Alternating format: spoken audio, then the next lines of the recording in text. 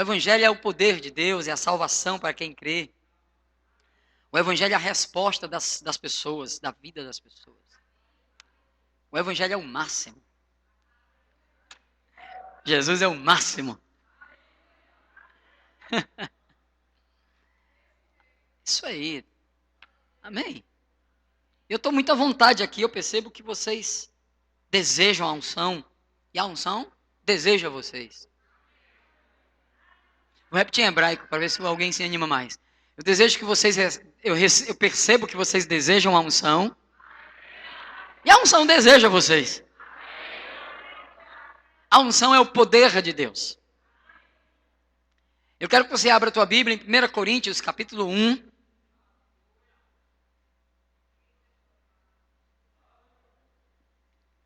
Verso 22. Eu tenho uma mensagem escatológica hoje à noite. Eu não sei onde eu vou terminar, eu só sei onde eu vou começar. Porque ela seria uma mensagem de 4 ou 5 dias, então não tenho como pregar aqui 4, 5 dias em uma hora. Mas eu peço que você esqueça o fantástico.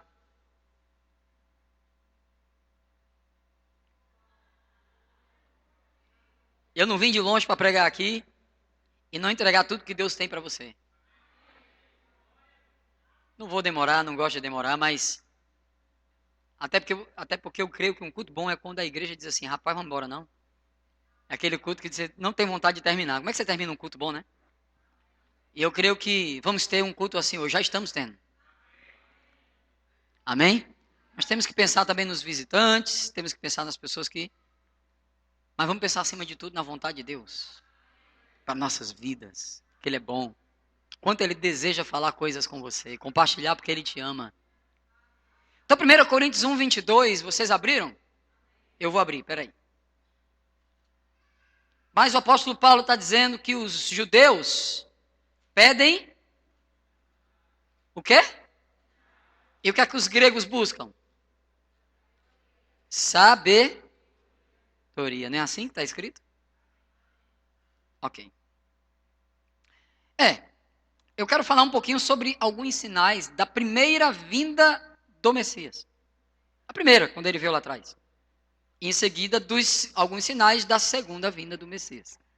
Aquele está para vir. E é uma mensagem meio escatológica, meio histórica e meio justiça. É uma mistura, sabe? E vai ser muito bom. Amém? Irmãos, o que são sinais? Sinais são dicas, senhas, placas, que nos indicam um caminho, que nos comunicam alguma coisa que aquela pessoa que enviou o sinal quer se fazer entendida.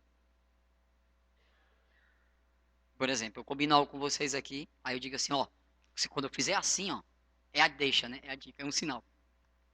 Então, quem prestou atenção vai estar entendendo que aquilo que eu fiz, olha, o sinal maluco, é um sinal. Amém? Do mesmo jeito, Deus deixou o sinal para os judeus saberem que Yeshua é o Messias. Que Jesus é o Messias. Deus foi deixando sinais. Começando todos eles no Antigo Testamento. E o primeiro que nós vamos ver está escrito em Isaías 7,14. Há muitos, mas nós vamos ver hoje alguns. Isaías 7,14 é um sinal poderoso, meu irmão. Vocês passam aqui, pastor, os versículos não, né? Tá, tudo bem. Isaías 7,14. Então vamos abrir e vamos ler.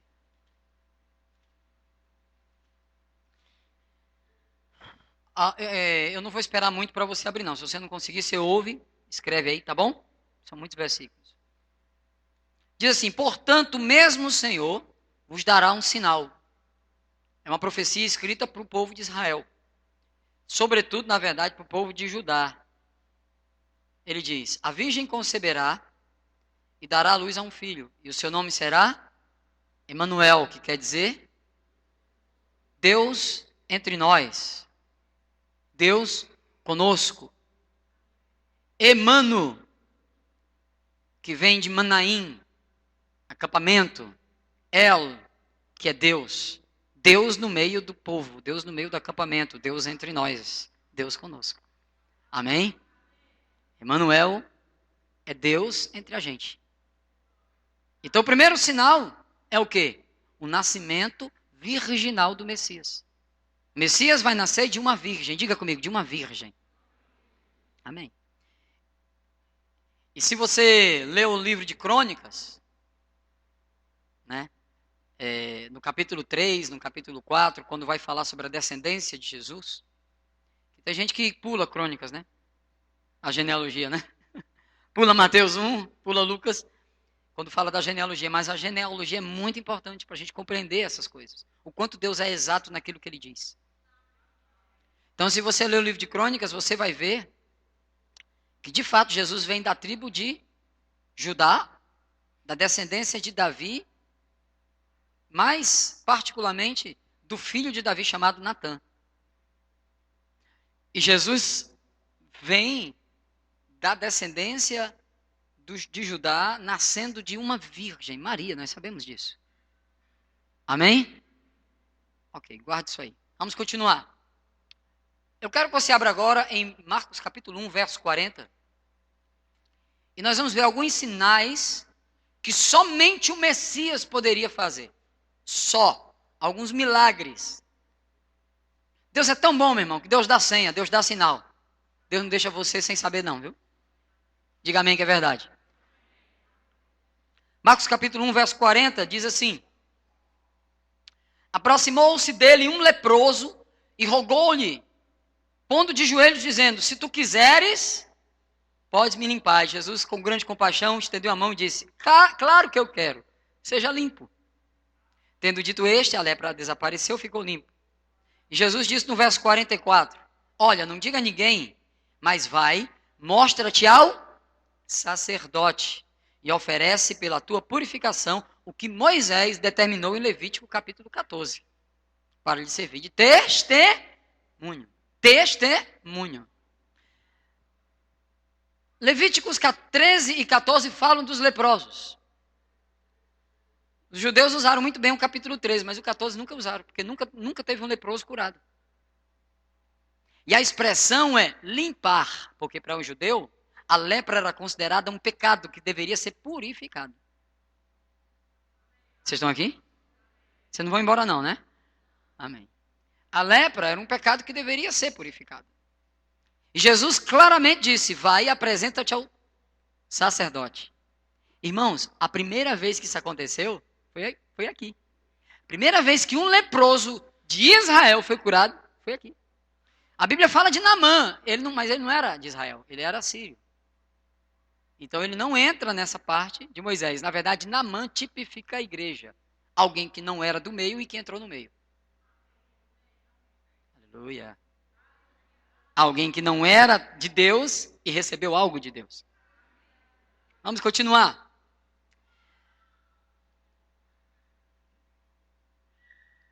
Mas a partir do momento em que ficaram sabendo da cura dos leprosos, desse leproso, tiveram mais outros, os fariseus começaram a observar esse homem chamado Jesus.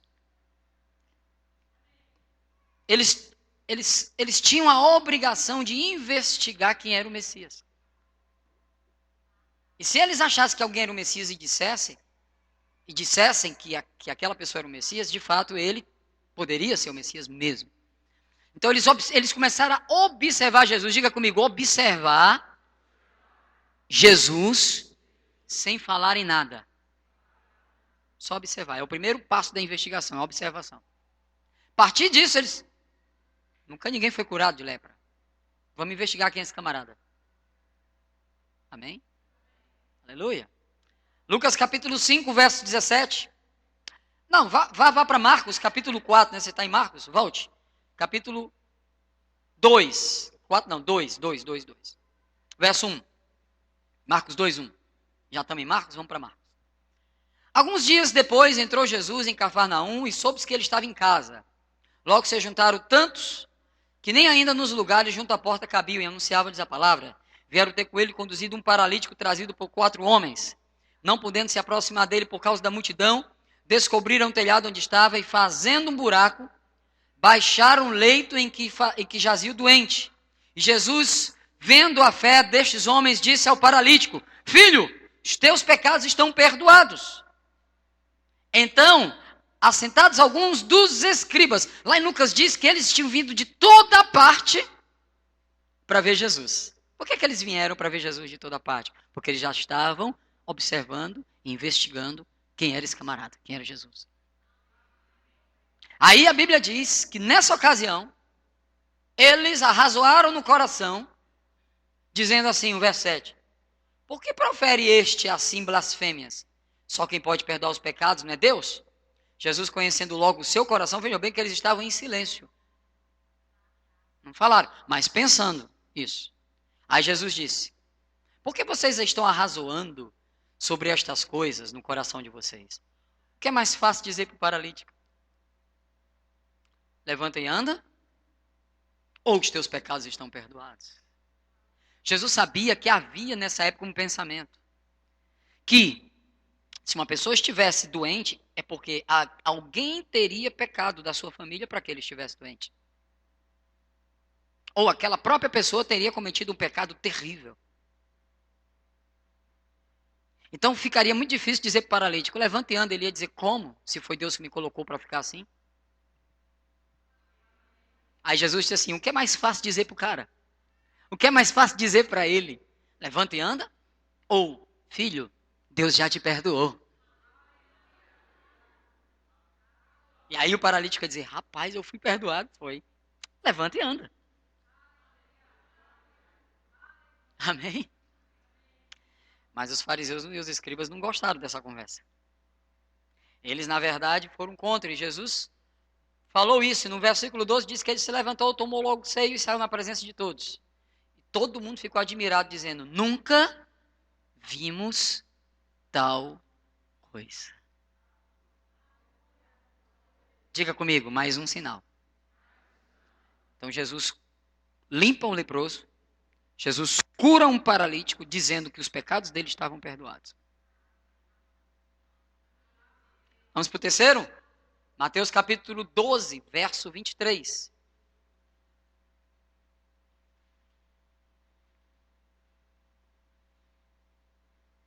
Vocês vão gostar dessa mensagem.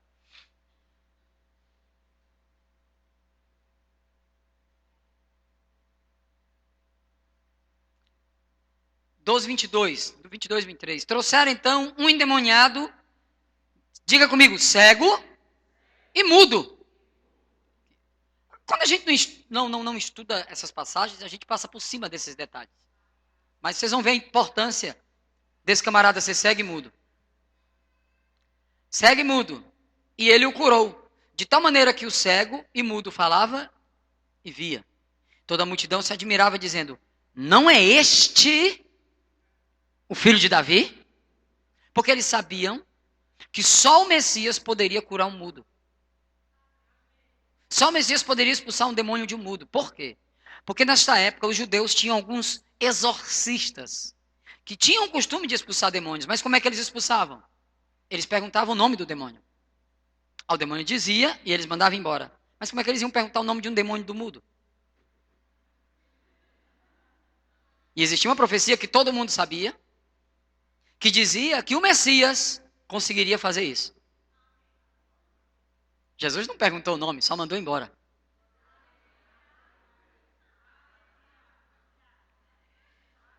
E os fariseus ficaram assim, coçando a cabeça. Porque eles já sabiam que ele era o cara. O cara não é o Roberto Carlos, é Jesus, entendeu?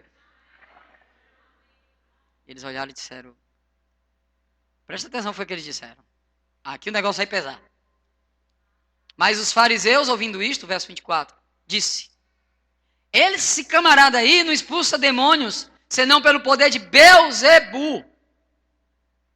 Gente, eles já sabiam, eles já tinham provas que Jesus era o Messias. Mas eles já sabiam aqui, e eles passaram para a segunda parte da investigação. Onde eles começaram a dizer justamente o contrário daquilo que era verdade. Eles começaram a dizer, ei, ele não é de Deus não, viu? Porque estavam dizendo, ele não é um filho de Davi? Quer dizer, ele não é o Messias? Aí disseram, mesmo não, ele expulsa demônio por Beelzebul. É muito perigoso quando você sabe uma verdade e de propósito você vai contra a verdade. Vou dizer em francês. É muito perigoso quando você sabe uma verdade e de propósito vai contra aquela verdade. Jesus diz para Paulo, duro é para ti recalcitrar contra os arguilhões. Dura para qualquer um lutar contra Deus. Mas aqui no caso dos fariseus, veja o que Jesus vai dizer. Verso 25. Então Jesus, conhecendo seus pensamentos, disse-lhes, todo reino dividido contra si mesmo acaba em ruína, toda cidade dividida contra si mesma não vai subsistir. E se Satanás expulsa Satanás, está se dividindo, como pode subsistir o seu reino? Se eu expulso os demônios pelo poder de Beelzebul, por quem expulsa então os vossos filhos, isto é, os exorcistas? Porque eles mesmos são os vossos juízes. Mas se eu expulso os demônios pelo Espírito de Deus, certamente eu sou o Messias. Ele está dizendo em outras palavras. É chegado o reino de Deus. Ele sabia exatamente o que dizia, para quem dizia. Como é que pode alguém entrar na casa do valente e roubar os seus bens sem primeiro não amarrá-lo, saqueando da sua casa? Que não é por mim, é contra mim, que comigo não ajunta e espalha. Portanto, eu vou dizer uma coisa para vocês. Aqui agora, Jesus, ele entra numa... Ele fala de um perigo muito grande que Israel começa a cometer, e ele vai falar do juízo. Ele começa a dizer algo muito forte, irmãos. Ele diz, todo pecado e blasfêmia será perdoado aos homens. Mas a blasfêmia contra o Espírito Santo não será perdoada. Se alguém disser alguma palavra contra o Filho, tudo bem. Mas se alguém falar contra o Espírito de Deus, não será perdoado nem neste mundo, nem no futuro. Aí no verso 38, ele vai dar uma última chance para Israel. Olhe para quem está do seu lado e fala, uma última chance. Um sinal, diga para ele, um sinal muito evidente. Deixa eu abrir um parêntese. Se Deus está falando para você deixar de fazer algo, deixe. Não é bom continuar no erro. Não é bom. Não é seguro. Viver errado é perigoso. Um glória a Deus é bom, sabia, nessa hora?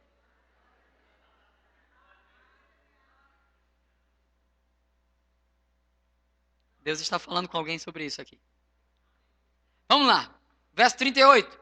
Então alguns escribas e fariseus disseram, mestre, gostaríamos de ver da tua parte algum sinal. E Jesus olha para eles e diz, uma geração má e adúltera pede um sinal. Não será dado um outro sinal a não ser o do profeta Jonas.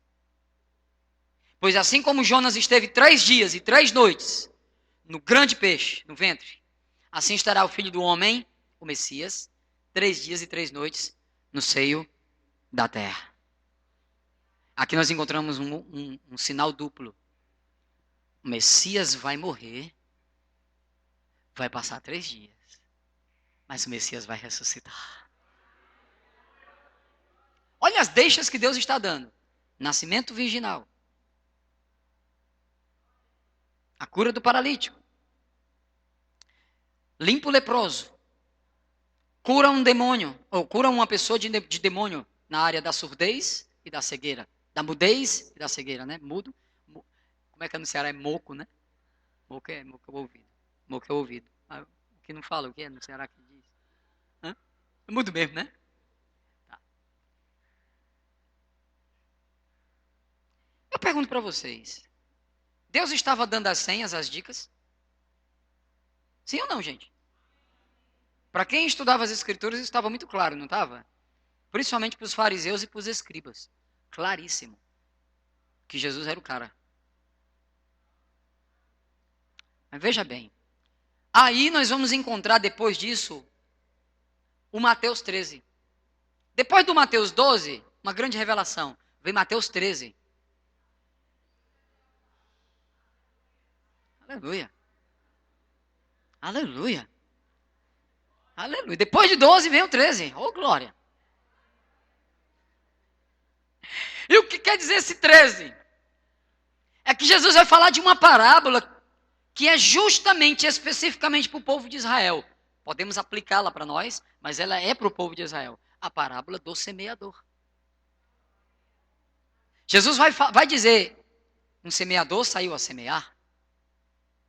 E ele fala da semente que é plantada na terra, as que não dão fruto, e uma que vai dar fruto. Amém? Perfeito. Quando chega no verso 10, acercando-se dele os discípulos disseram, por que, Senhor, tu fala por meio de parábolas? E Jesus vai responder, é simples. Porque a voz é dado conhecer. A voz quem? Os discípulos, porque eles iriam iniciar algo, que eu estou guardando já para dizer o que é, tá? Eles iam iniciar algo. Um plano que Deus tinha aqui debaixo da axila. Que os profetas não sabiam, mas que Deus sabia. E esse plano, ele tem eu e você no meio, tá? Aleluia, Jesus. Tem eu e você no meio. Eu e você estamos dentro desse plano. Aí Jesus chega e diz, a voz é dado conhecer os mistérios dos reinos de Deus. Diga os segredos. Diga o plano que Deus tem.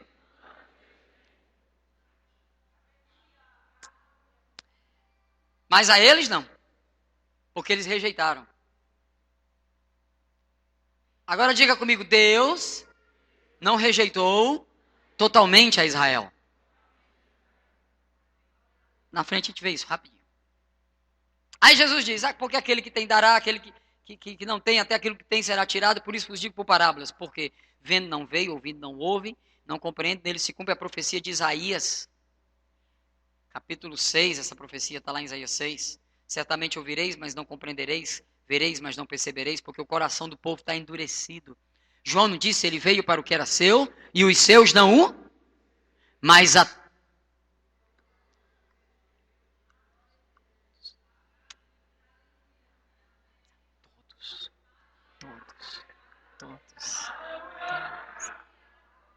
todos quantos receberam, deu-lhes o poder de serem feitos filhos de Deus.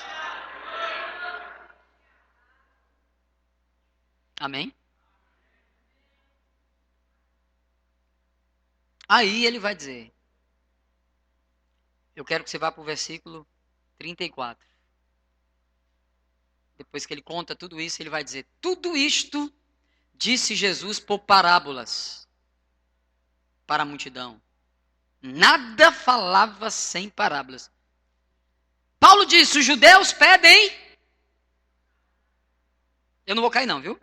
Judeus pedem, Deus deu o que para os judeus? Sinais.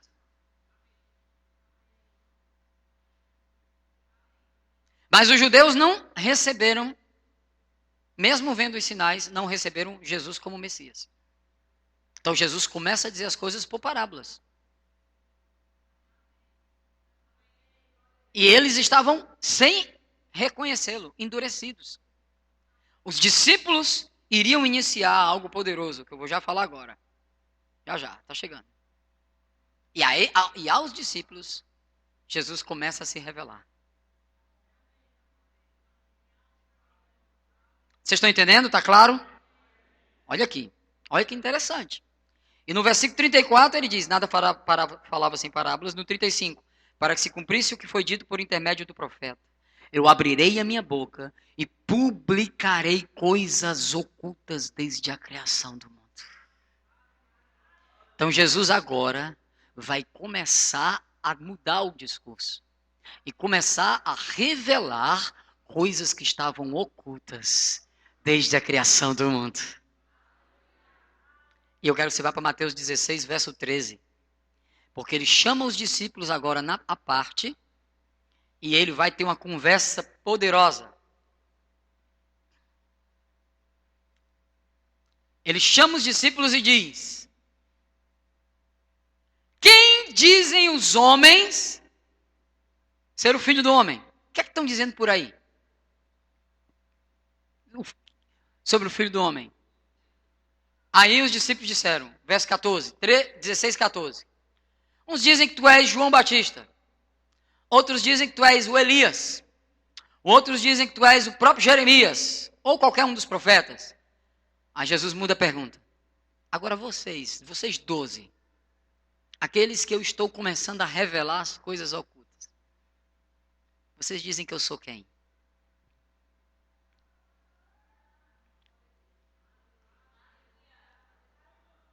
Pedro, que não era seguidor de rabino nenhum, pelo contrário, foi rejeitado na sua infância, porque um judeu, quando é rejeitado de ser um seguidor de rabino, o mestre olha para ele e diz assim, ó, procura uma profissão, tá?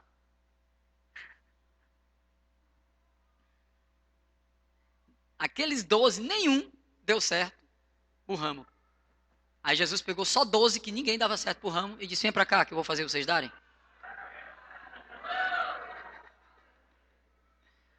Isso parece muito com alguém, não parece? Parece ou não parece? Vocês vão gostar de Jesus mais ainda depois de hoje. Aí, Pedro disse, Pedro não tinha estudado nada, sabia de nada. Pedro disse, eu digo, porque a revelação é pessoal. Tu és o Messias.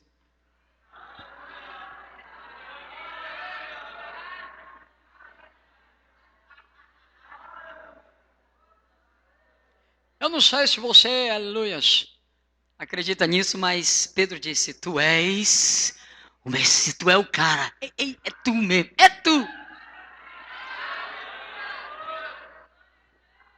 Tu é o filho de El Shaddai, do Eterno.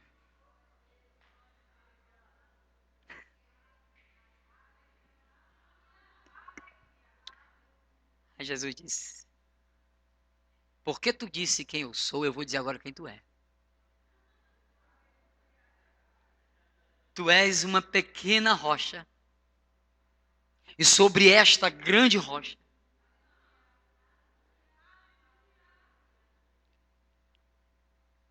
eu vou revelar um segredo agora que ninguém sabia, vai ser revelado agora.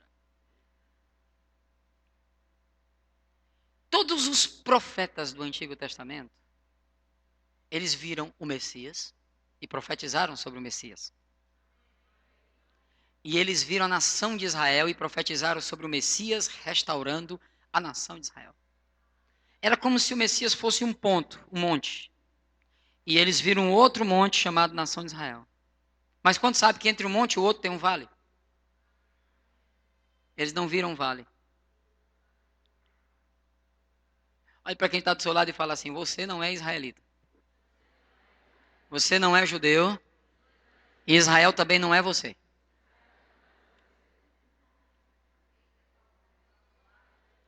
Manto de terra, é isso mesmo. Eles não viram você. Você e eu, a gente não estava no plano.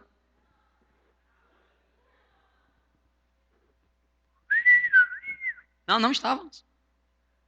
Paulo diz em Efésios capítulo 2 que éramos por natureza filhos da ira. Paulo diz que nós estávamos longe, separados da comunidade de Israel, alheios às alianças, sem esperança, sem Deus no mundo. Em outras palavras, éramos ninguém. Mas em Cristo,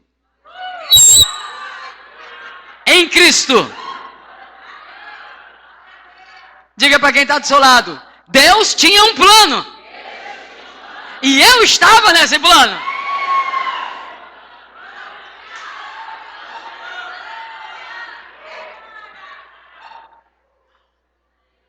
Amém? Ninguém sabia que a gente estava. Éramos a gentalha.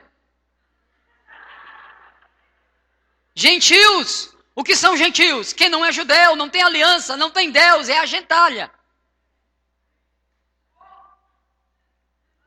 Os judeus diziam, nós temos a lei, aleluias. Nós temos Moisés. Nós temos o templo. Nós temos a terra. as alianças e as promessas. E a Bíblia diz que o Messias veio para o que era seu. Vocês já viram que o seu não está no plural, está no singular? Quem já reparou isso? Todo mundo pensa que ele veio para os judeus, né?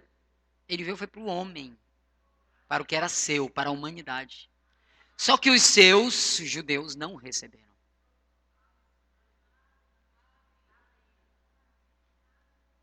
Ele vinha implantar, ou plantar, na verdade, o seu reino a começar por Israel. Só que Israel rejeita. Diga comigo, eles rejeitaram. Aí Deus disse, tem problema não. Tem um plano ali que ninguém sabe. E eu vou revelar. Aí Jesus diz, e aí pai? O pai disse, está autorizado, fala, chama os homens e fala. E Jesus disse, eu digo que tu és Pedro, uma pequena rocha. Mas sobre esta grande rocha que sou eu vou edificar a igreja.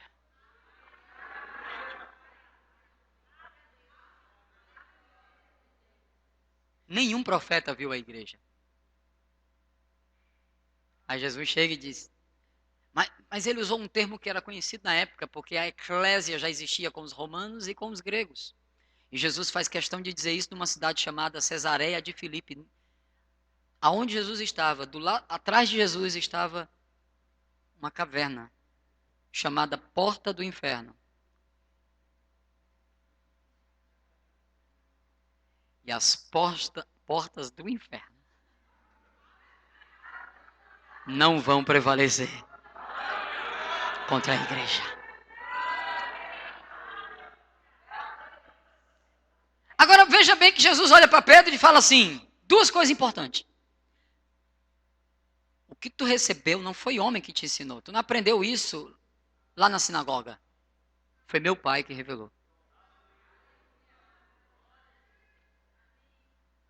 Isso significa que o tipo de gente que pertence à igreja é aquela pessoa que recebe a revelação direta do Pai. Segundo, tu é uma pequena pedra, eu sou uma grande rocha. Mas a pergunta é, o material que é feito a grande rocha é o mesmo que é feito a pequena pedra? Então você tem o mesmo material de Jesus. Jesus diz, você tem a minha natureza. Você vai ter a minha vida. A diferença é que eu sou maior.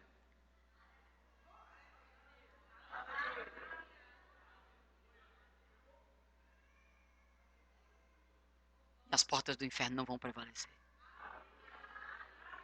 E aí Jesus começa a revelar algo que Paulo vai completar. O que é? A igreja. Eita glória. E o diabo perdeu.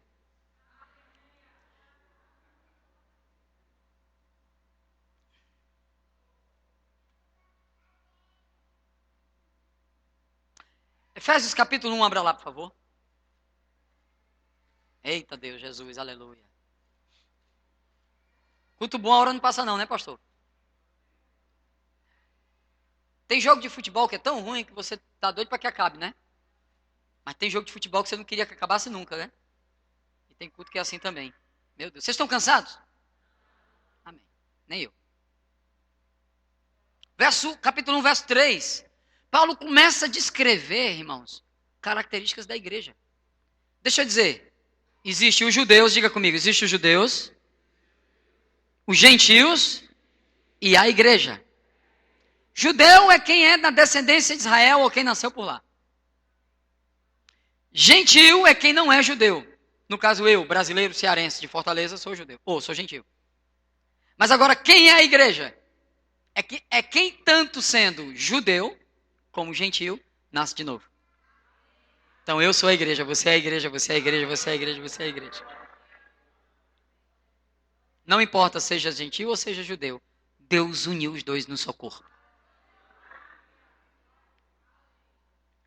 Efésios capítulo 1, 3 diz, bendito Deus e Pai de nosso Senhor Jesus Cristo, o qual nos abençoou com toda sorte de bênçãos. E aí ele começa a descrever o que é isso.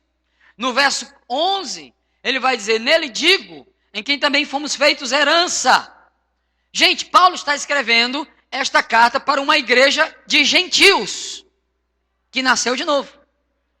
Os irmãos da Ásia Menor, na cidade de Éfeso, corresponde hoje à Turquia. Então ele está dizendo no capítulo 2, verso 1, não temos tempo de ler tudo, é só para a gente ter uma base. No 2:1 ele diz, ele vos deu vida novamente, quando vocês estavam mortos nos delitos e pecados. Gente, a gente estava longe. Nos quais andrastes outrora, segundo o curso deste mundo, o espírito, o príncipe das potestades do ar, o espírito que opera nos filhos da desobediência, e éramos por natureza filhos da ira, como também os outros. Mas Deus, que é riquíssimo em misericórdia pelo seu muito amor com que nos amou, estando nós mortos em nossos delitos e pecados, nos vivificou juntamente com Cristo. E nos fez assentar nas regiões celestiais. Meu irmão, que privilégio. Agora veja o versículo 13. O 11. Quantos estão em Cristo aqui? Olha o 11. Portanto, lembrem-se que outrora vocês eram gentios na carne. Quem aqui era gentil na carne? Eu. Você era? Você entende o que é isso, né? Erais gentios na carne, chamados incircuncisão, pelos que na carne os judeus se chamam circuncisão, feita pelas mãos dos homens. Naquele tempo estáveis sem Cristo, separados da comunidade de Israel, estranhos às alianças, à promessa, não tendo esperança, sem Deus no mundo. Uma desgraça só. Mas agora,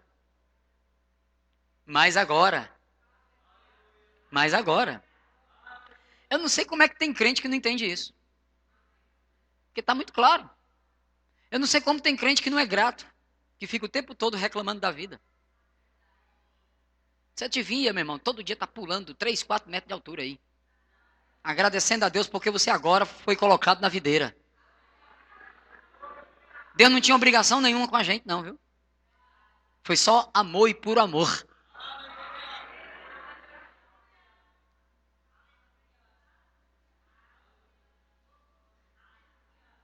Estou dando um tempo para você pensar.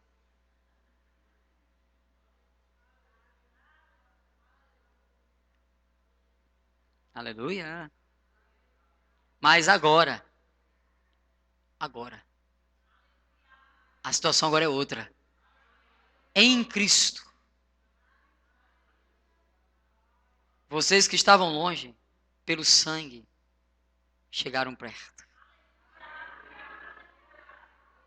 Pois Ele é a nossa paz. Justificados, pois, pela fé, temos paz com Deus.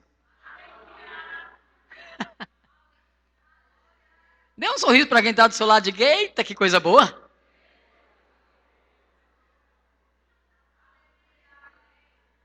Crente é para andar assim, ó.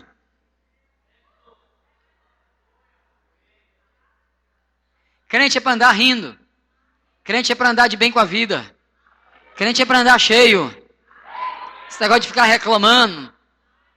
Com a cara analisador de pregador.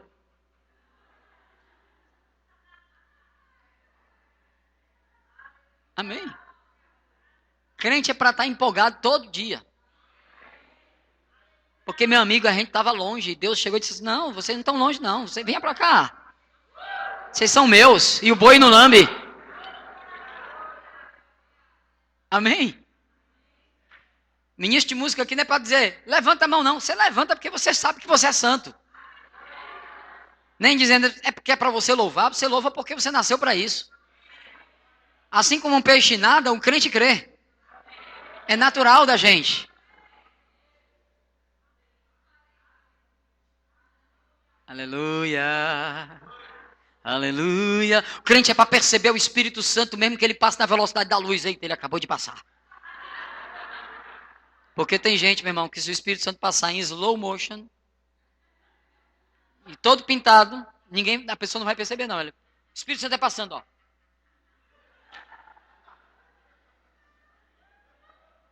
Aí o camarada aqui percebe, ó o Espírito Santo, aí o cara, cadê? Não tô vendo não. Ali, macho. Aonde? Sei não tô vendo não.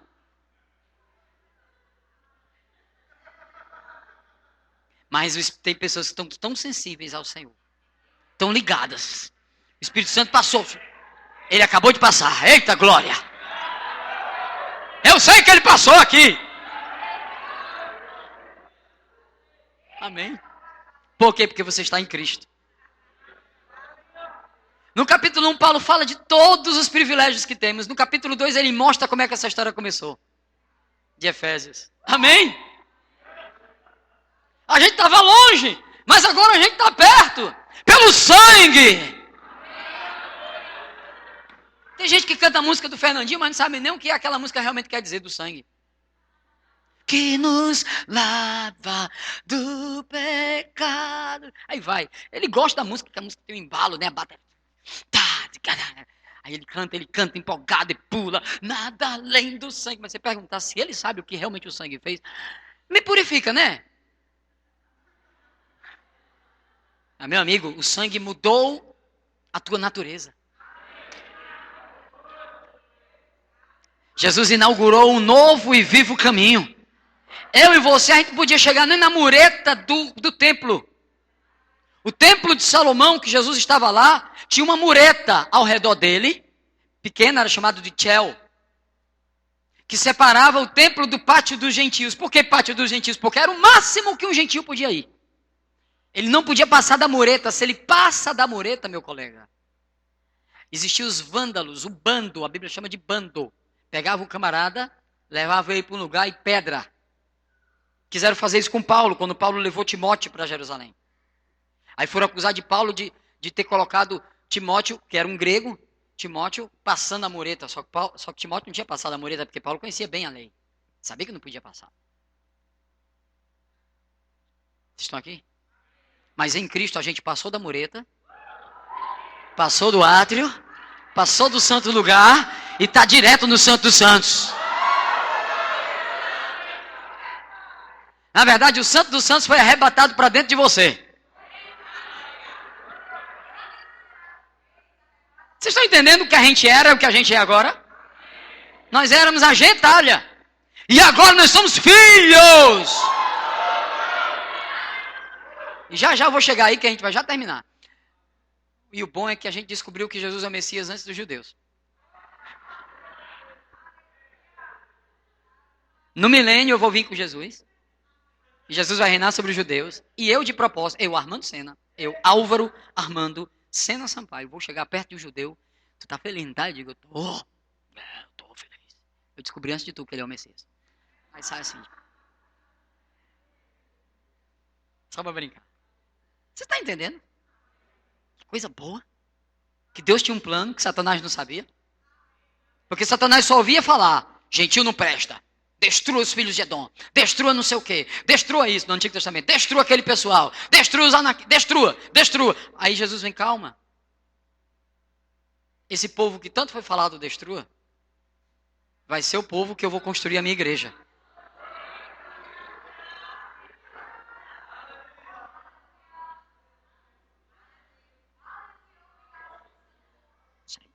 Vai, minha irmã. Vai, tanto glória. É isso aí.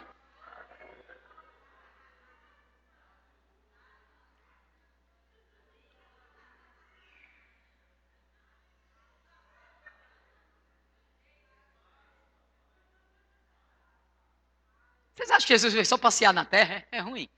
Foi bom demais o que ele fez. Aí Paulo vai dizer no capítulo 2 ainda. Ele é a nossa paz, ao qual de ambos os povos, judeus e gentios, fez um. A igreja. Verso 14. E ele destruiu a parede da separação, a barreira da inimizade que estava no meio, desfazendo na carne a lei dos mandamentos, que consistia só de ordenanças, para criar em si mesmo, nele mesmo, olha a responsa, dos dois, um novo homem.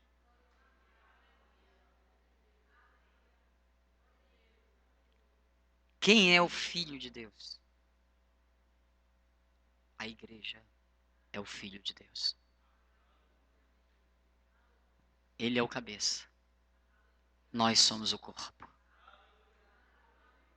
Seja brasileiro, seja francês, seja judeu, seja árabe, seja muçulmano que nasceu de novo, Seja hindu que nasceu de novo. Seja católico que nasceu de novo. Seja protestante que nasceu de novo. Todos foram colocados agora nele. É nele que vós estáis. É nele que vós estáis. A promessa foi feita a Abraão e o seu singular descendente. Quem é o descendente? Cristo. Se alguém está em Cristo, é uma nova criação. É o Filho de Deus. Quando você se vê, você tem que se ver dentro de Jesus. Muda tudo. Acaba com metade desses hinos aí que toca na rádio hoje. Esse negócio de olha pra mim. Olha pra mim.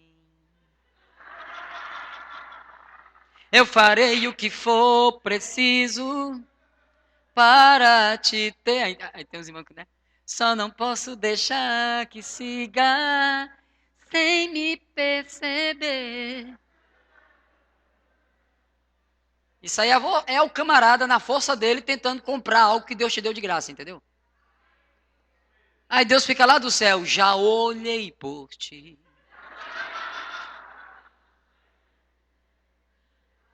Porque foi ele que olhou para nós. Ou então, me dá poder de filho. Eu quero. Não sei a letra, não, hein? Você tem que ler João 1,12. Todos que receberam, deu-lhes o poder de serem feitos filhos.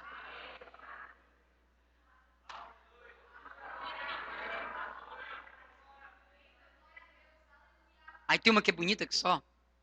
Uma irmãzinha, 70 anos de idade, crente, há 200 anos cantando. Aí eu olhei, minha irmã, tu já nasceu de novo? Ela, já.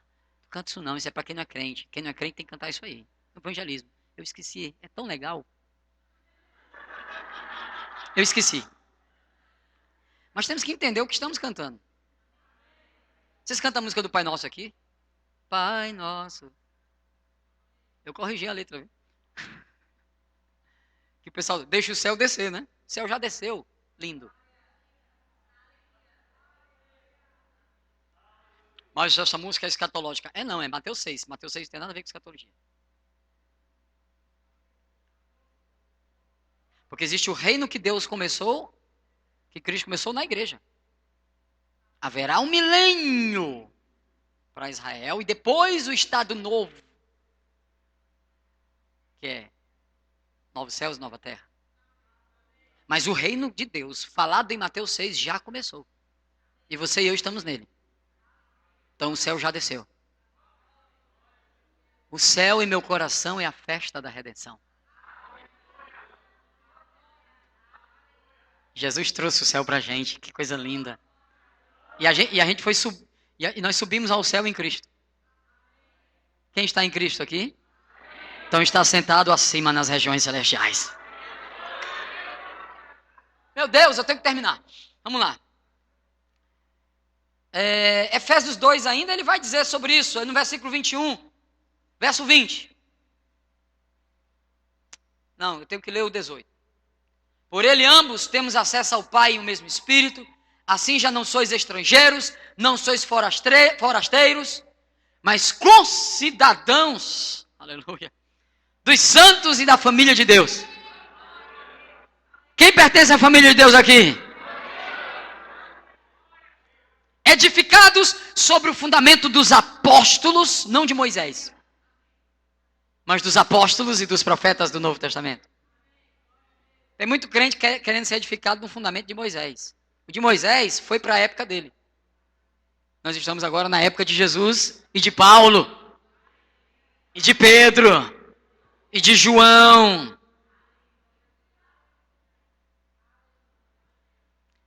Pastor, eu não posso mais ler o Antigo Testamento, não? Claro que pode e deve. Porque o Antigo Testamento aponta a verdade do Novo. Mas você tem que ler à luz do Novo Testamento. Você tem que ler Efésios, Colossenses, Filipenses, bem muito, assim, umas 800 vezes no mínimo cada um. Pastor, e dá? Claro. Como é que o senhor sabe? Eu já fiz o cálculo. Você tira 7 minutos para ler um capítulo da Bíblia por dia. Só 7. Para ler razoavelmente lido.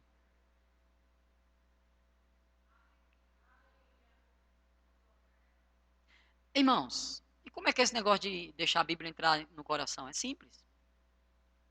Lendo, algo mais simples, ó. Uma revelação grande, viu? Lendo, lendo. Ouvindo, falando, pensando, estudando, praticando e orando em línguas. Se tu fizer isso, vou fazer um teste que eu estou fazendo nas igrejas que eu estou passando, estou fazendo esse teste. Vou fazer aqui também, tá bom? Quem matou Odete Rodman? Talvez você nunca viu essa novela, eu não sei nem o nome da novela. Mas eu sei a frase, de tanto que a gente passa na televisão e ouve. Eu não sei nem quem matou Odete Rodman. Tem gente que pensa até que Odete Rodman existiu. Por quê? É a lei da repetição. De tanto repetir, você acaba assimilando. Nem que você não saiba de nada do negócio. Você tem que fazer isso com a Bíblia. Lendo, ouvindo, falando, pensando, estudando, praticando e orando em línguas.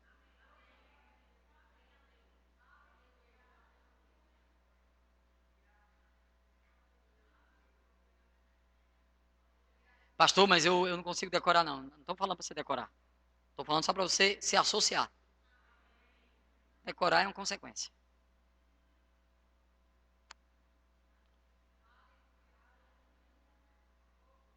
Amém, Jesus?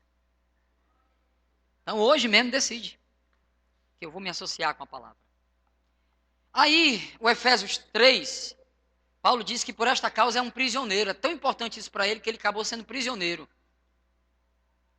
Se é que tem ouvido a dispensação da graça que me foi dada, o mistério que foi manifestado pela revelação, como eu escrevi. Quando lerdes o que eu escrevi, podereis perceber a minha compreensão do mistério que é Cristo, o qual em outras gerações não foi manifestado aos filhos dos homens, mas agora foi revelado pelo Espírito aos santos apóstolos e profetas. Que mistério é esse? Que os gentios são co-herdeiros e membros do mesmo corpo, co-participantes da promessa em Cristo pelo Evangelho. Colossenses ele fala que o mistério, Cristo em você, a esperança da glória. Então, irmãos, o quarto sinal, os dois sinais é que Jesus morreu e ressuscitou. Amém? Então vamos lá, o primeiro. Nasceu de uma virgem. Diga, curou um mudo. Curou um paralítico. Limpou um leproso. Deu o sinal de Jonas. Ele morreu. Diga, ele morreu. Mas ele ressuscitou. E tem uma coisa muito interessante. Eu quero que você abra rapidamente João capítulo 20, versos 6 e 7. Isso é interessantíssimo. Como eu disse para os irmãos, essa mensagem aqui eu estou escolhendo o que eu estou ensinando, sabe, pastor? Porque são 4 dias. É um só sobre os sinais. E eu ainda não encerrei os sinais. Não vou encerrar hoje os sinais, não. Vou pular para outra coisa já já. Eu estou só citando alguns pontos. Amém? João capítulo 6, 20, versos 6 e 7, né? Alguém pode ler em voz alta aí? Voz aí, que tem uma voz aí top. Aquelas que a igreja escuta. Aleluia. Isso aí. Isso aí, isso aí. Vamos lá. Não precisa ficar brigando para quem vai ler, tá? Não, tem alguém aí? Hã? Pão aqui. Vamos lá, gente. Alguém aí? Lê aí, Antônio. 6 e 7.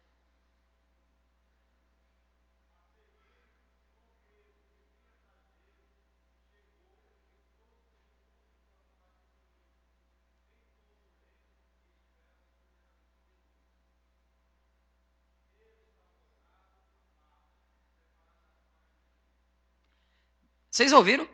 Se não ouviu, mas leram, né? A questão do lenço, não é assim? Pedro viu que um lenço estava dobrado à parte. Deixa eu dizer para vocês uma coisa. Existe um costume lá em Israel do servo e do dono. Quando o dono acaba de comer, o servo O servo dele serve a comida, deixa todos os pratos lá, o lenço para limpar a boca, deixa lá. Amém? Baixa a cabeça e sai. E fica lá. E o dono está comendo. Quando o dono acaba de comer, e ele se satisfaz, então ele limpa a boca e joga o lenço. Amém? Se porventura o dono não tiver acabado, se levanta e vai embora. Se porventura o dono não tiver acabado e ter que sair para voltar, ele dobra o lenço. Ele está querendo dizer em outras palavras: eu estou saindo, mas não mexa não, que eu estou voltando.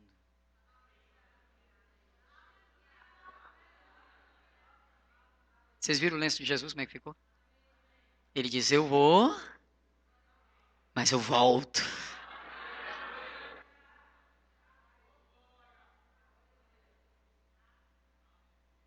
Que coisa, né?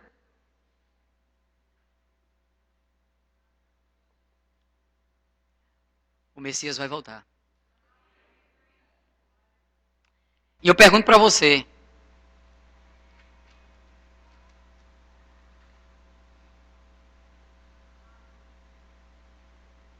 esses sinais que os judeus não perceberam, os gentios perceberam? Sim ou não? Quantos sabem que ele nasceu de uma virgem? Quantos sabem que ele morreu e ressuscitou? Quantos sabem que ele vai voltar? Agora abra lá em Atos 2, rapidinho aí, veja o verso 4. Estamos já caminhando agora para o finish. Essa mensagem ela se divide em 4 partes, pelo menos. Uma é sobre os sinais. Outra é sobre Lucas 21, que é a questão do arrebatamento da igreja. E dos sinais que antecedem o arrebatamento e a vinda de Cristo. Outra é como será o nosso corpo glorificado e ressurreto. E outra é a questão dos galardões. Então hoje a gente vai ver só até o arrebatamento. Já vamos chegar ao arrebatamento agora, já. Atos 2,4, o que é que diz? Cumprindo-se, não, e todos foram cheios do Espírito Santo e todos passaram em outras línguas, não é assim? Ok. Em Atos 2, deixa eu explicar algo para os irmãos. Em Atos capítulo 2, aconteceu algo maravilhoso, que foi a descida do Espírito Santo no dia de Pentecostes, na festa. Você sabe quantas pessoas moravam em Jerusalém nessa época? Quem arrisca aí?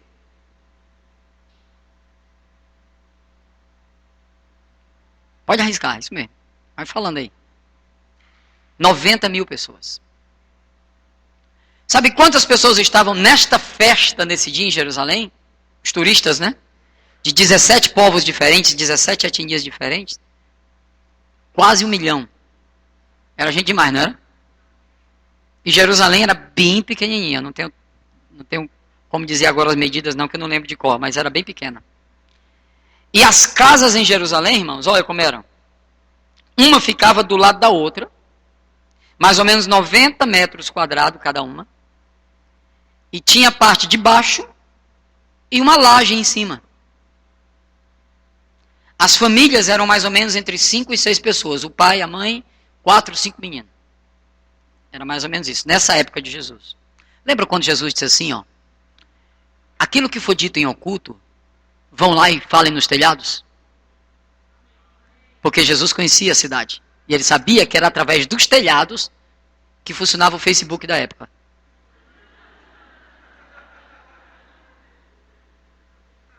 Uma notícia se espalhando através do telhado sempre. Por quê? As casas eram perto umas das outras. Então o camarada que estava aqui em cima, ele dizia assim para ele, ei, pastor, vamos fazer um teatrinho, tá bom? Sobre a cura do coxo, tá? Pedro foi lá e curou o camarada, o coxo. Aí eu tô aqui no telhado. Ô, Rubênio! Rubênio tá em cima do telhado, eu também tô, tá? Eu fui lá tomar um solzinho. Ô, Rubênio, meu filho! Tu lembra daquele coxo do templo? Sim, homem! Tu lembra? Homem, o Pedro, aquele pescador lá, que seguia aquele Jesus, defunto Jesus. que morreu e estão dizendo que ele ressuscitou. Rapaz, o Pedro foi lá, homem, e ele usou o nome de Jesus e não é que o cara andou. Aí tu tá também. Aí tu tá perto e tu tá ouvindo a conversa. Tô falando que foi, rapaz. Foi, eu tô dizendo. Alguém quer participar, vai. Compartilha aí, vai. O outro. É mesmo, é. Irmãos, rapidinho, 5.000 pessoas foram ver Pedro pregando. Vocês estão aqui? Olha o lugar estratégico que Deus inaugura a igreja.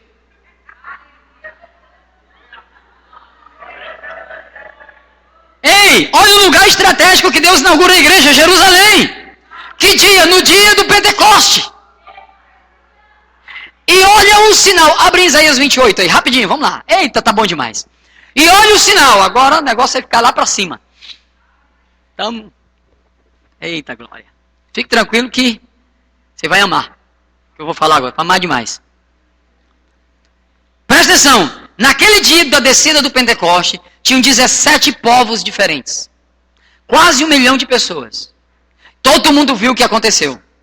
Todo mundo ficou sabendo. O Espírito Santo desce.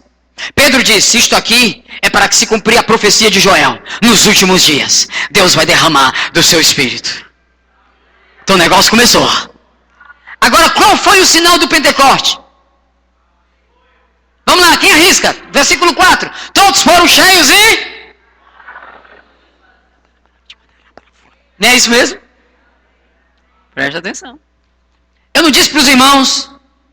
Não é que Deus voltou as costas para Israel, mas Deus colocou Israel na prateleira e disse, daqui a pouco eu lido com essa turma. Aí Deus disse assim, agora eu vou mexer mais forte com os gentios. Porque ele veio para o que era seu, os seus não receberam, mas quem o recebeu, deu o poder de ser feito filho de Deus. Aí ele começa a igreja com a gente. Aí ele diz, a primeira coisa que eu vou fazer, sabe o que é? Eu vou derramar do meu espírito. O meu espírito é o selo. Existe uma evidência que carimba, que reconhece e afirma qual é língua estranha.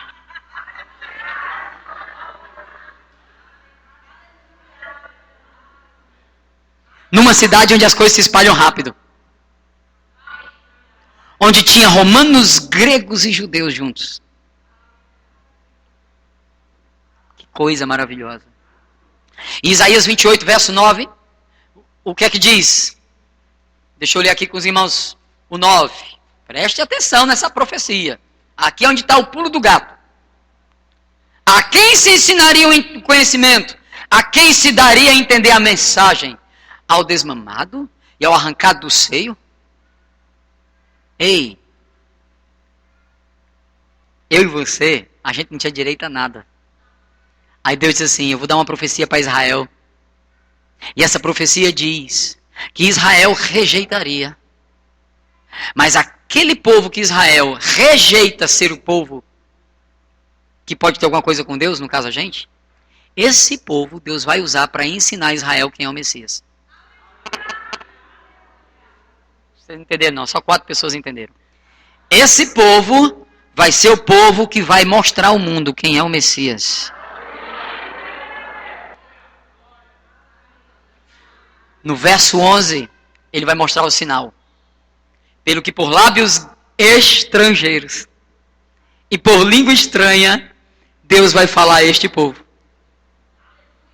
A qual disse, este é o descanso, dá descanso ao cansado, este é o refrigério. Israel não quis me ouvir, mas a palavra do Senhor será preceito sobre preceito, regra sobre regra, um pouco aqui, um pouco ali.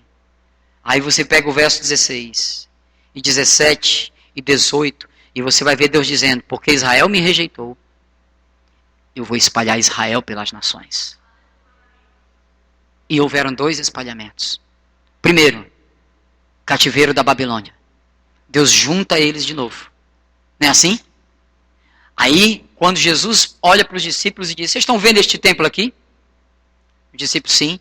Não vai ficar pedra sobre pedra que não seja derrubada. Aí os discípulos olham para Jesus no particular e dizem, olha como o judeu gostava de sinal. Então nos diz qual é o sinal da tua vinda. E quando isso vai acontecer? E Jesus começa a descrever. Vocês já ouviram falar dos rumores de guerra? Já. Sempre existiu. Expande não. Mas haverá nação contra nação. A palavra hebraica para esse termo é: haverá uma grande primeira guerra. Não é só a guerra por ser guerra. Jesus estava falando especificamente: haverá uma grande primeira guerra. Quando foi que houve a primeira grande guerra, hein? Quando?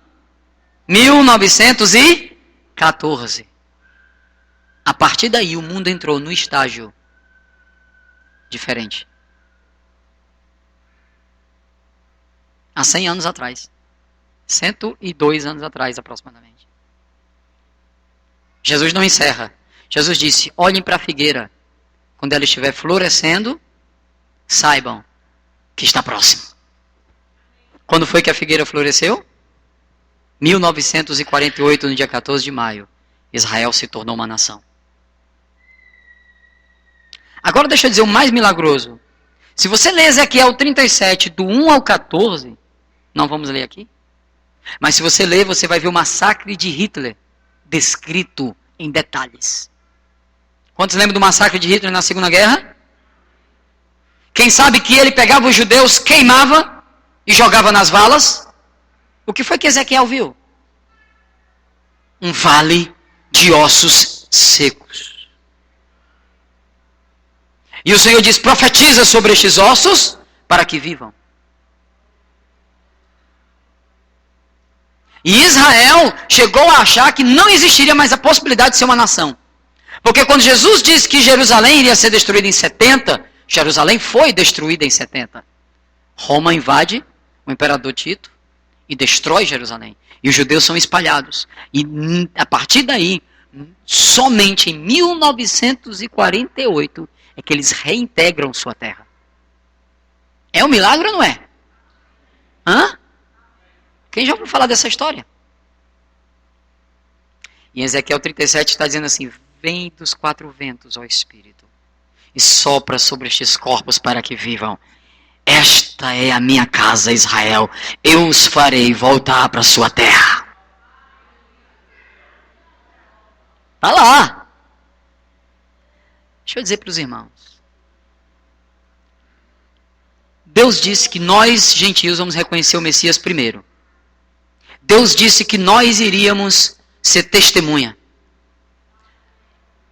Israel foi espalhada pelo mundo todo, e todo Israel ouve falar em qualquer nação onde está que Jesus é o Messias.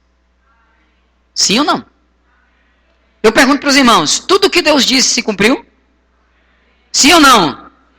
Aí ele diz: por lábios gaguejantes e língua estranha. Deus diz: este povo vai ter uma marca. Eles vão falar em língua estranha. E vão ser cheios do meu poder. E eles vão ser testemunha. Deus foi juntando quebra-cabeça até chegar onde a gente vive hoje. Se Deus tem uma obra individual na tua vida, isso depende de você para se cumprir. Se vai se cumprir ou não, depende de você. Mas tem uma obra que não depende de você. E ele vai cumprir, quer você queira ou não, e eu aconselho: entre no negócio. O arrebatamento da igreja e os acontecimentos vindouros vão acontecer. Agora, pergunte para mim: pastor, está perto ou está longe? Falta mais nada para se cumprir. Não falta mais nenhuma profecia para o arrebatamento acontecer.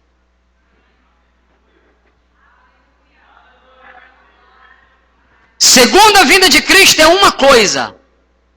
Quando se fala do evangelho do reino, a expressão evangelho do reino, ser pregado em todas as nações, é segunda vinda de Cristo. Arrebatamento é outra coisa. Sabe o que é que falta para acontecer o arrebatamento? O cenário que a Bíblia descreve. Sabe qual é o desse cenário? Assim como nos dias de Noé, que o povo casava, noivava, e se divertia, e não prestava atenção nas coisas, de repente,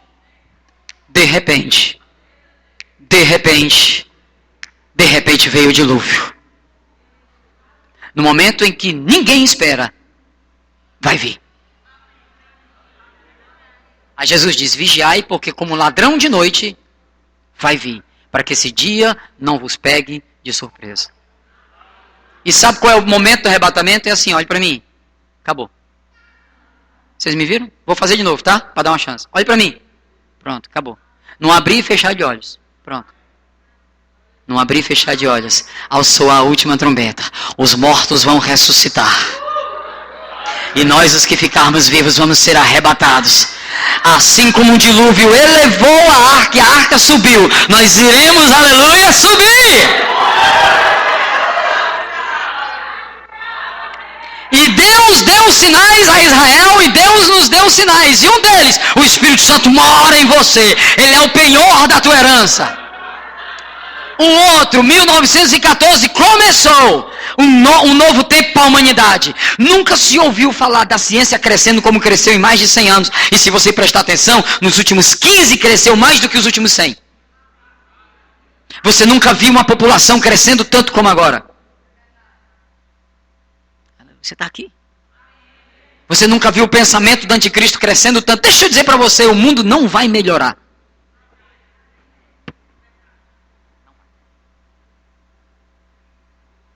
Me ama ainda?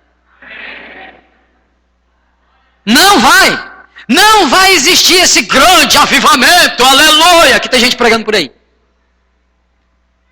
O amor de muita gente vai esfriar, mas aquele que perseverar até o fim será salvo.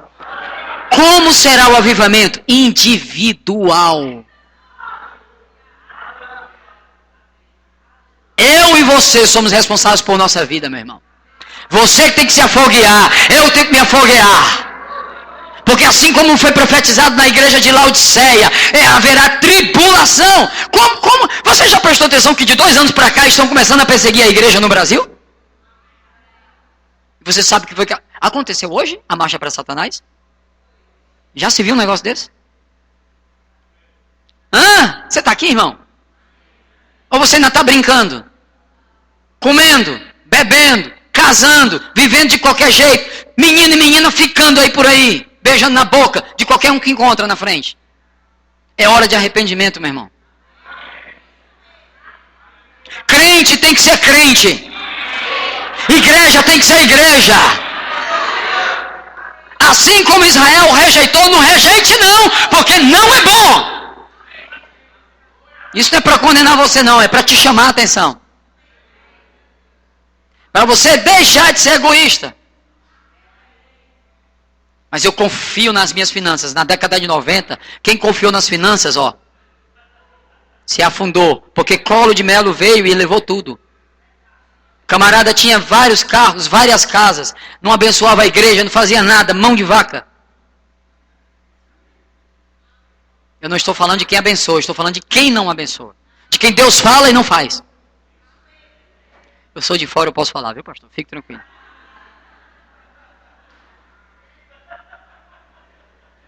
Para de ficar vendo coisa pornográfica, meu irmão. Pega essa internet e abençoa a vida das pessoas. A internet é uma bênção para quem sabe usar ela. Agora para com esse pecado sexual. Jesus está voltando, não falta mais nada para o arrebatamento acontecer. A gente está aqui de repente. Jesus disse, de repente, um vai ser tirado e o outro vai ser deixado. Vocês estão aqui, gente? Jesus disse, quando foi que... Ele deu a senha, quando é que Jerusalém seria destruída. Ele disse assim, quando vocês verem Jerusalém sendo sitiada, corram para a Jordânia. E o que foi que aconteceu com a igreja? Prestou atenção no que Jesus disse. No ano de 67, quando o general Tito sitiou Jerusalém, estava só cercando, os cristãos fugiram para uma cidade chamada Pela e escaparam da morte. Mas o resto ficou lá. Foi o que aconteceu? De repente, Tito chegou e queimou foi tudo. E agora, para você não esquecer nunca mais, havia uma casa chamada Casa dos Registros naquela época. Todo judeu, quando ele queria ser sacerdote, ele tinha que ir na Casa dos Registros para poder pegar a sua descendência que estava lá, o cartório, e dizer, eu venho da tribo de Levi, da família de Arão. Aí Jesus chega e diz assim, eu vim com a credencial do meu pai, vocês não me receberam. Vai vir outro, no seu próprio nome, esse camarada vocês vão recebê-lo. O que é que Jesus quer dizer com isso? A casa dos registros foi destruída no ano 70, sabia disso? Nenhum judeu consegue provar de qual tribo especificamente veio. E o anticristo vai aproveitar isso. E vai dizer, eu vim. No seu próprio nome. Só Jesus que pôde provar que veio da tribo de Judá. E é o Messias. Ele está vindo. Olhe para quem está do seu lado, diga assim, de repente, eu e você não vamos mais estar aqui. Está chegando. Não tenha a tua vida por preciosa. Não tenha a tua vida por preciosa. Tenha um chamado de Deus na sua vida. Tenha o poder de Deus movendo você. Se você está com alguma área que está precisando ajeitar, ajeita hoje. Prega o evangelho para o teu vizinho. Fala dessa verdade para ele. Isso não é para amedrontar você, não. Isso é para te abençoar. Isso é para deixar você animado que Jesus está voltando. Pastor, nós temos pregado isso lá no Sul. Direto. É a mensagem que está sendo mais pregada nas igrejas do Sudeste e do Sul é essa. E não é só o verbo da vida, não. Várias. Por que Deus está movendo de novo? Porque está muito perto. E quando Ele arrebatar a sua igreja, nosso corpo será transformado. Nós teremos um novo corpo. E eu vou ser arrebatado no meu melhor e você também. Nós vamos nos encontrar com Ele. Nós vamos receber nossos galardões. Vai ter a boda do Cordeiro. Depois nós vamos descer. O mundo vai passar uma tribulação tal que nunca se viu antes. Deixa eu corrigir um erro aqui que eu vi. O negócio da lua aí, do eclipse aí que ficou vermelha. O povo começou a dizer. Colocar as passagens de lá de que a lua vai... Gente, isso aí não tem nada a ver, tá? A lua ficou vermelha por causa do eclipse mesmo. É só a cor, ela não ficou em sangue não. Não fantasia não. Esse evento só vai acontecer depois do arrebatamento. Você nem vai ver, nem eu. A gente vai estar lá na glória. Amém. Amém? Aí a gente vai estar lá. O mundo vai sofrer. Mas a gente volta. E Jesus vai reinar como Messias para os judeus. Sabe por quê? Porque Ele é fiel. Ele não esqueceu dos judeus. E eu e você vamos vir com Ele. E vamos reinar. Satanás vai ser preso durante 1000 anos. Jesus se revela. Depois disso, Satanás é solto. E ele vai incitar nações contra Israel. Eu não sei você, mas eu quero estar bem na frente da fila para ver o negócio. Sei que vai ser bom demais. Vai haver uma batalha chamada Batalha do Armagedon. Amém? Jesus pisa na terra, reina 1000 anos, Satanás é solto, vem, levanta as nações contra Israel. Olha que coisa. Aí vai começar aquela batalha, sabe, pastor? Aí, ó. Vamos lá. Aí o diabo vai, incita as nações e tá todo mundo preparado. Todo mundo, os exércitos todos lá. E vem Jesus na frente aqui, ó. E eu tô lá com ele. Não sei você, eu sei que eu tô lá. Você tá? Aleluia. Aí presta atenção. Vai começar a batalha. O diabo olha para Jesus. Jesus olha para o diabo e o diabo vai. E Jesus faz assim, ó. Acabou.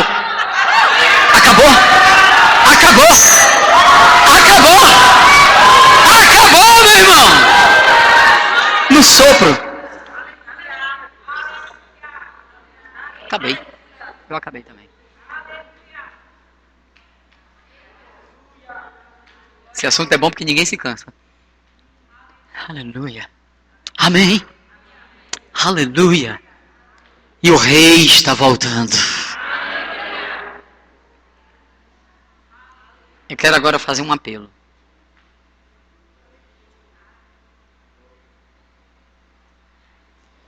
O meu intuito hoje aqui não foi dar uma aula de teologia, não. Sobre escatologia, não. Foi compartilhar. Falando que os sinais da primeira vida se cumpriram, o da segunda vinda também.